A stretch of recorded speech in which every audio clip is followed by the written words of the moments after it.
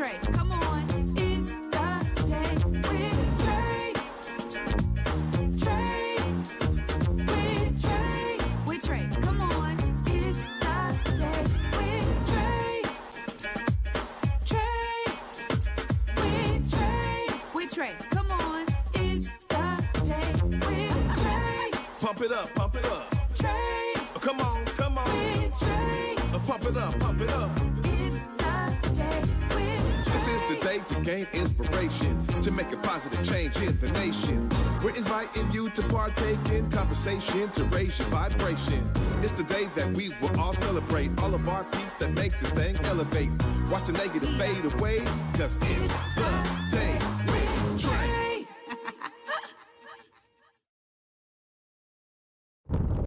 Grand Rising, everyone. Welcome to the Day with Trae. I'm your host, Trae Holiday. I want to welcome you to a magnificent Monday. And of course, it is Menopause Monday. We have our Menopause Mentor, Danyale Thomas, in the building. So excited that we get to hear from her about how you deal with some relationships during menopause. So I'm glad we're here to talk about that. And then later on in the show, we got Jeneva Marie in the building as well. We're going to be talking about her book signing and the event that she has coming up. She's always doing some phenomenal things. So I'm really excited to have her here as well. But of course, as you know, it is the top of the show. So it's a perfect time for you to participate with us.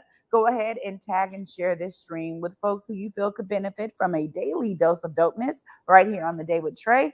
And if you can't watch our show, you can still listen to us because we are on everywhere you find your favorite podcast. Just search Converge Media Network and the Day with Trae. You'll find us wherever you love to listen to phenomenal shows like ours. Well, up next, we got Danyale Thomas, our menopause mentor, back in the building, or, technically on the show with me. Welcome, Danyale. How are you today? I'm doing so good. Good to see you, Trae. Good to be Good here. to see you. Yeah. Well, it's always good because, we realize there's so much to dive into when we're talking about menopause. So I love that we're going to be specific around relationships because we all know, and we've heard from you, that the hormone imbalance changes. So clearly there needs to be some adjustments in other areas of our lives. Tell us a little bit more about this. Yeah, relationships take on a big aspect of menopause because women are also going through all the hormonal changes. There's mood changes, right? There's the ups and downs. A lot of them go through depression. And then the feeling of being isolated and alone as these changes are occurring. So taking into account and having some forethought about how to retain and maintain relationships and even how to cultivate relationships is important at this time. I mean, there's something to be said too about, I was listening to a married couple and the husband was saying, hey, my husband, when my wife started getting hot, I had to make some adjustments. I just, hey, babe, what you need? I'm going to be here for you. And he was talking about how he had to adjust in the ways that he approached his wife as she was going through this. So it's interesting because it's not just something that's impacting the women who are dealing with menopause, but everyone around them. How else have you seen this manifest? Yeah, Trae, when women have partnerships and they're good partnerships with men or women, someone in their household, someone who holds space for them, who can be understanding about what's going on, as well as open to having dialogue and conversations, doing research, and doing whatever they need to do to kind of help them through this. There is also andropause, which is men going through menopause, and we'll talk a little bit about that at a later date. What I want to focus on is women going through these changes and how they need to address cultivating relationships, how they need to address how they show up in relationship, like not even being able to really always know how they're going to react in situations, but knowing that it's not always what's going on in the relationship, but what's going on inside of them that is causing sometimes turmoil, is causing them to not only hot flash, but flash in their attitude, So it comes a time where you have to be more ready to have conversations, be more vocal in the times that you are feeling calm, to say to your partner, you know what, I don't always know how to respond. I don't always know how I'm going to react. And having someone that you can work with and work through on this.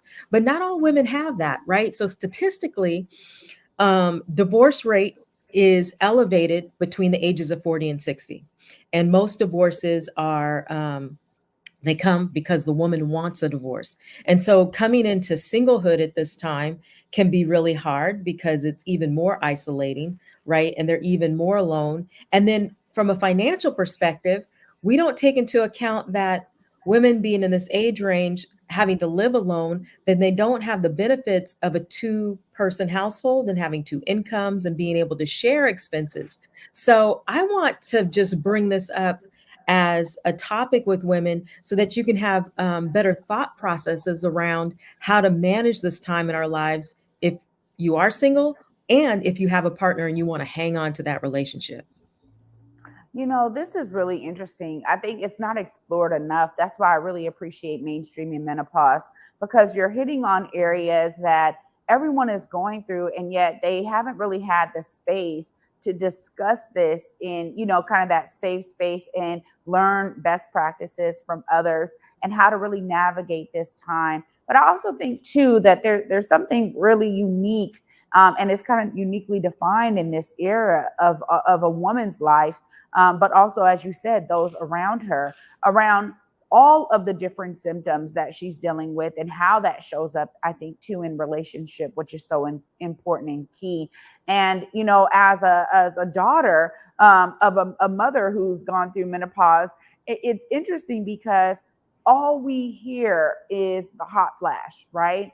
And sometimes you don't realize how that manifests in other characteristics, right, of their lives. And so this is a really good topic here, Danielle, because once again, you're hitting on something that's not explored enough. Well, we're also dealing with the fact that you just said it there, divorce rate kind of increasing during this time, realizing that a partner who has been a certain way begins to go through some real specific changes during this time of her life. And it means that there's some wiggle room here. You need folks to be able to grow with you. What kind of things do you think are in tips in terms of, some of the younger couples who do want to grow together to be anticipating during this time?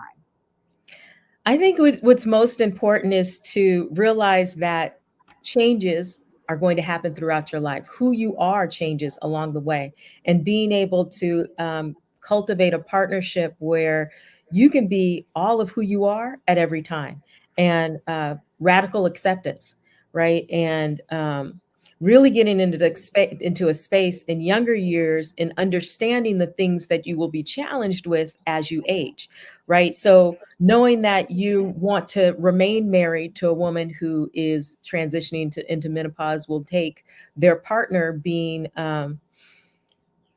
more educated, right? Finding out what's going to happen, because women can't always, because it's a hormonal change, they can't always gauge how they're going to be at different times, right? But then as a partner, if you know what's probably showing up, then you can be more compassionate, as well as in the times when things are calm, if they're elevated, right? If they get elevated, but when they're calm, where you can have the type of conversations where, you can better address what's the possibility of showing up.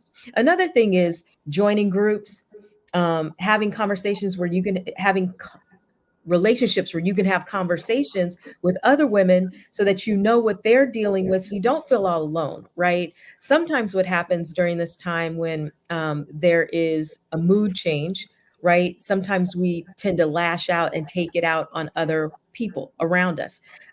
Women at this age range have a hard time maintaining positions, right? Staying in the same job because of all the changes that are going on. So I feel like being supported, right? So being like in a group like Mainstream in Menopause, where you're able to like have dialogues with other women, have meetups, right? Understanding that you're not alone, but also how to address all the things that show up.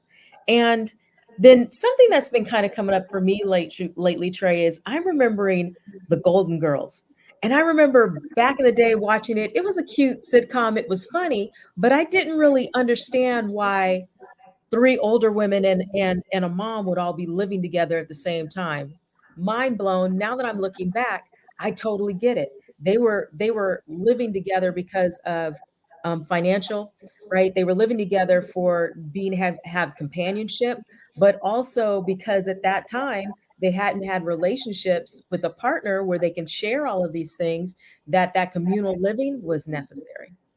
It's so interesting to mention that because someone was just talking about the Golden Girls like earlier, late last week. And the same kind of understanding was coming to light. I think as we're looking at the rising cost of housing, I mean, so many different things where you go, there's some ways to have untraditional kind of living arrangements where, families are coming together. Like, let's get a bigger house, but we can do it if we have multiple families in the house.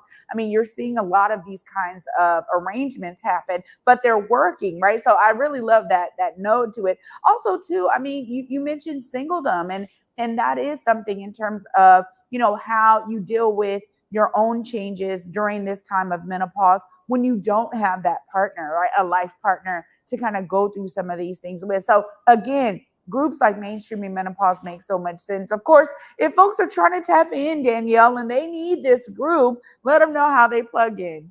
So you can find us on Facebook at Mainstream in Menopause, listed in all the groups, and go ahead and click to join. You can also email me directly if you need help, guidance, or just somebody to tell what's really going on with you. You can always email me at mainstreamingmenopause@gmail.com. Oh, Danyale, always a pleasure to have you here. Thanks for keeping this topic uplifted for us all. Appreciate you. Until next time, my friend. Until next time. Wow. Always a great node to dive into this topic, y'all, because as you can see, it impacts so much more than just the women who are going through that change in their lives. It is something that is affecting other relationships that they have and the people that are in their lives. So please tap in, or if you know someone who needs that resource, please share it with them. Well, up next, we got Jeneva Marie in the building after this short break, y'all. And I said book signing, but Geneva's here to talk about a whole series of wellness that you can also tap in. It is essentially another group where she is using all of her expertise in trauma-informed storytelling to bring to light some opportunities for you to deal with collective grief. Really excited to have her join us right after this short break. Stay tuned. You're watching The Day with Trae.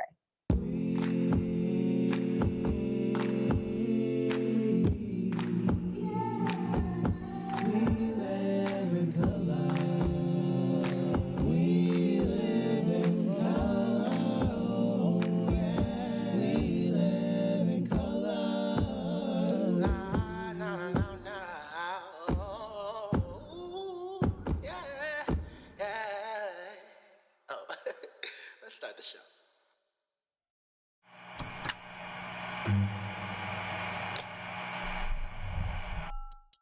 Hello, welcome to Elite Insights with Carlos Imani. We're looking to offer an in-depth look at event production industry through the lens of client experiences and joint successes. The podcast will emphasize guest interviews, focusing on client discussing their fields and reflecting on their collaboration with Elite Collective. Again, you're with Elite Insights. Carlos Imani here. See you guys in a few.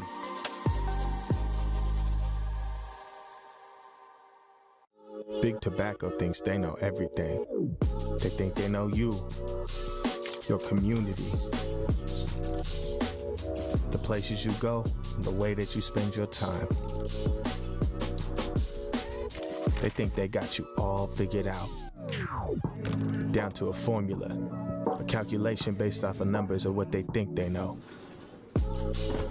Show them they're wrong. Learn more at theythinktheyknowyou.org. Welcome back, everyone, to The Day with Trae. I'm your host, Trae Holiday. Joining me right now is Jeneva Marie in the building. What's up, Jeneva? Hey. Good to see you again. I'm so grateful to be here. Thank you, Trae. Yeah, absolutely. Well, now we got to dive into this collective grief, right? Yes. I mean, I think a lot of people think of grief as a singular thing, an individual thing. Tell us a little bit more about this. Yeah, so there's a 7-part series, and it's called Moving Through Collective Grief. And we have each part that's connected to something. So we did Grief is to be shared in community is part 1. Part 2 was grief in individual care. Grief. Part 3 was grief, rage, and storytelling. Part 4 is the one that's on next Sunday, which is grief, intergenerational trauma, and ancestral wisdom. And the next one after that is grief, shame, and money. The one after that is grief, action, and liberation and justice. And the last one is the celebration of grief, nature, storytelling, and healing. Wow. I mean, how do you derive at these topics, these nodes? Yeah, so I am going through my own grief journey right now. I lost my grandmother in April, and she was going through breast cancer. And so just going through that journey with her for about 2 years, I was heavy in grief. And when she passed, I was like, I just don't know what to do. I was like growing in debt. I was having a hard time, and I wanted to like isolate myself. And people start pouring in. People start showing up. People were sending me Uber gift cards to like Geneva, just in case you don't eat. And I didn't know they even knew me in that way and could hold space in that way. And so I just started journaling more. I started getting deep into my meditation practices. And like 4 o'clock in the morning, I woke up and I started journaling as my mind was just overwhelmed with so much ideas. And moving through collective grief came on the paper. And I was like, okay. And so I went back to sleep and I woke up the next day and I had a co-working session with the person who held the first event with me named EK. And so I told them, I was like, yeah, I have this idea that I think I should make it a series. And they was like, you should. And I was like, really? And they was like, you should. And I was like, okay, let's take a break. And so then I went on a walk. And then the downloads just start happening. And the 7 parts just start coming to me. And I was like, wow. And then after I sat with it, I was like, I'm about to start asking my community who wants to be a part of it. And people start saying yes. I have about 12 co-facilitators holding this space with me because grief is not just my experience, it's so many other people's experience. And I want other people to lean in and just learn grief and hold grief and be with grief, because as we be with grief, we can heal, not only heal for ourselves, but heal for the past generations now, and the generations after us. That's so interesting because, you know, when you think about grief, I mean, the idea of grief counseling as a young person, I just didn't know anything like that existed. And so you go on these journeys where, you know, I realized for me, so much of it had to be around my response. You know, how do I have a response to grief that still allows me to be healthy and to maintain my sentiments and essentially to keep going? Because a lot of times folks understand grief as a stopping point, like, oh, I need to just like stop and just deal with it. But the reality is that it's both and I realized it later down the line. How are you, you know, receiving people that are coming to these sessions? Like, how is it working for them? What are they walking away with essentially? Yeah, so I had someone come and she left, and she's a Black woman, and she was like, this has been so healing for somebody like me. And to hear that from a Black woman is just so healing for myself, because I believe that we're mirror reflections. And I believe that we travel through grief every single day. It is not only when you lose a family member, it can be losing versions of yourself, not getting the job that you want. It can be just things that you thought where you're supposed to be, or you thought you were supposed to be, but you're not there. Grief shows up every single day in so many different ways. And once we build an intimate relationship with grief and understand that there's no running from it. When I first like really sat with grief, I realized I was running from it for a long time, from traveling around the world, just doing all this thing to escape it, but it was always finding me. And I was so depressed, but I was performative. And so that's when I started drinking a lot, because I had to show up and be performative. Until I stopped drinking, I was like, wow, I can hold this. How do I hold this? Journal with it, meditate with it, slow down, sit with it, ask grief, what's up? What you trying to tell me, right? And so I want other people to leave with that. I want people to leave with an intimate relationship with grief, because especially being Black in a Black body, we are holding historic grief. And that's why I'm really excited about this next one, which is intergenerational trauma and ancestral wisdom, because the grief that we're holding is generational. And as we untangle and really sit with that grief, we can reclaim our wholeness, we can reclaim that we are enough, and we can move collectively. Understanding our relationship with grief helps us be more in love with each other. And that's what I want people to leave with, to be in love. Yeah, this is so powerful. You know, I'm getting into audiobooks lately, and I just finished a book called The Man Not, and it was so deep and academically written, but it was also very telling of the reasons why societally Black men are viewed in a very specific way, or essentially not really viewed at all, right? It's like this idea of that. And I finished that book, and with two young, you know, well, now my oldest is 18, but still two Black men I'm essentially raising, the understanding that so much is passed down throughout our DNA. And when you relearn the truth of history, it brings there's some things that come up again. So I really love that you were able to pare this down into this 7-part series, and that you are taking some time to focus on the intergenerationality of it, because there's so much truth to that, and how we respond and receive and, you know, program our responses accordingly to it. As you said, get intimate with it, right? Really allows us to move through it in a way that allows us to always recognize it. Like you said, it be with us, right? Look at the world we're in today. We still never got, you know, anti-lynching laws, let alone reparations for all of that time. But it's beautiful because we're being innovative, and you've created something as an innovative approach to deal with it. So thank you for not holding that just for yourself, but for opening it up for others. Of course, if folks are trying to tap into this series and follow you and all the work that you're doing, look right there. Let them know how they plug in. Yes. So you can find me on Instagram at Jeneva Marie B. And I have it all through the link in bio, my Eventbrites of all 7 parts. After we finish with the 7 parts, you can catch the replays of the other parts because we're in part 4 right now. Excuse me. Yeah. Yes. Geneva, great work. And thank you so much for tapping in with me today and letting the folks know here. It's always a pleasure. Anytime you got anything going on, just stop on by the day. Listen, next time it's the book, okay? Yeah. I'm helping to manifest it, right? Thank you. I'm taking. I'm receiving. Oh, y'all, what a beautiful way to show how we can create solutions around our reality. It's always a blessing to hear from some innovators in our community who are making things happen. And y'all know, after this break, I'm gonna talk all about the inspiration of that. Stay tuned. You're watching The Day with Trae. You on my mind a lot, don't need no time watch. I don't know how I got you in my pocket spot. Yeah, that's babe, need you every day. You seem like the barging down, got my heart no barging in. From the bed to the floor to the couch, might wake the neighbors up, break you in and break you out. In the end, we gon' make a child, then we gon' hit the show. Part 2, we don't need no pause. You miss you, we gon' get tipsy, don't need a power shot. Copy my steel, face the fact that copy my steel, face the fact that.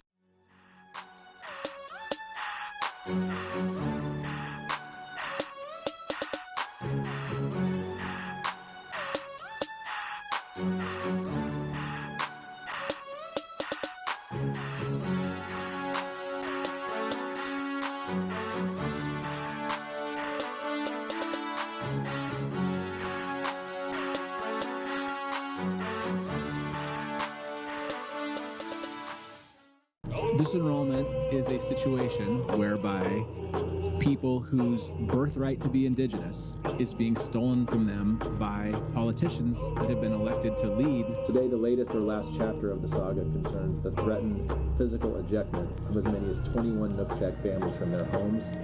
I think it come about by hatred for our family. That's what it's all about. Our bloodline is still here. You know, they can't get rid of us.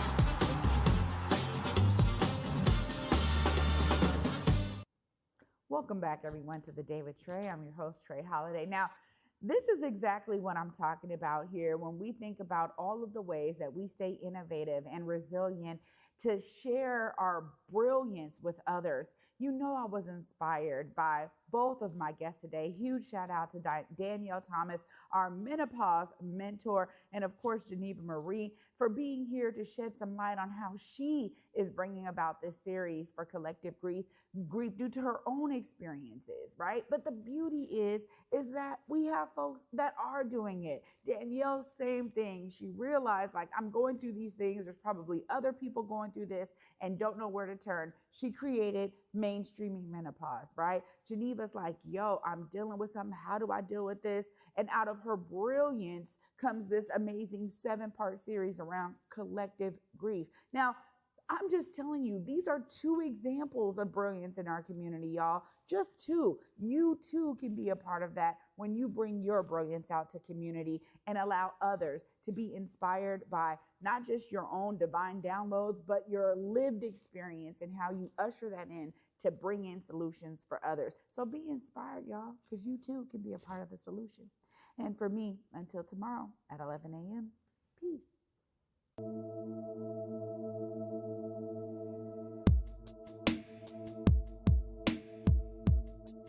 Converge Media produces culturally relevant content for Black and urban audiences.